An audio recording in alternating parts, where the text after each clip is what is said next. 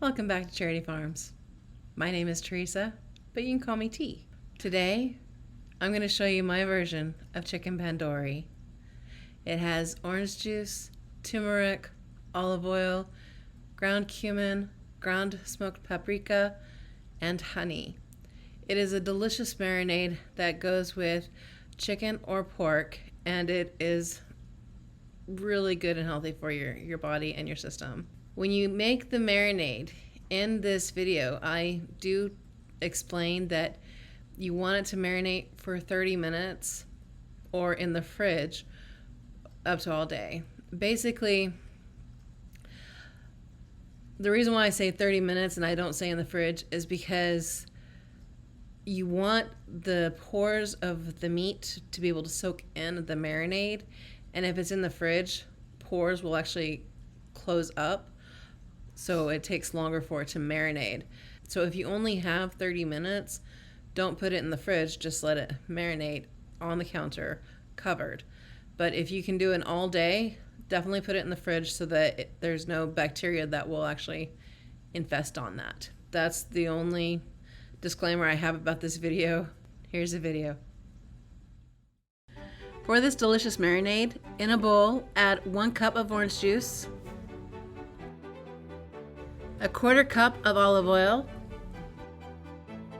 1/2 teaspoon of ground turmeric, and 1/4 teaspoon of ground cumin,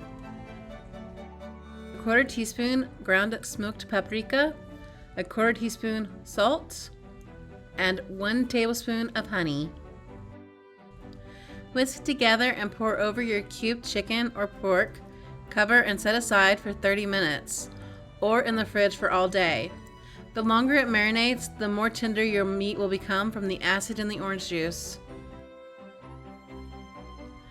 When you're ready to cook your dinner, add 1 tablespoon of butter to your skillet, followed by 1/2 of a diced onion with 1 teaspoon of salt. Stir and cook until soft. Once your onions are soft, add your marinated chicken or pork with the marinade to the skillet and cook until the meat is cooked all the way through. Next, add in 1 can of crushed pineapple, followed by 1 pound of fresh or frozen cut green beans. Allow to simmer until the beans have been cooked through. Then add in 1/2 cup of plain Greek yogurt or sour cream.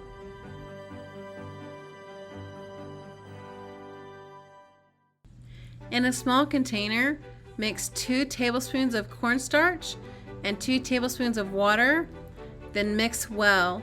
This is your cornstarch slurry, and then add it into the skillet. Simmer until desired thickness, then serve over rice or noodles. Doesn't that look yummy? This recipe was really good. We did enjoy it. In the video, I used 1/2 teaspoon of ground cumin.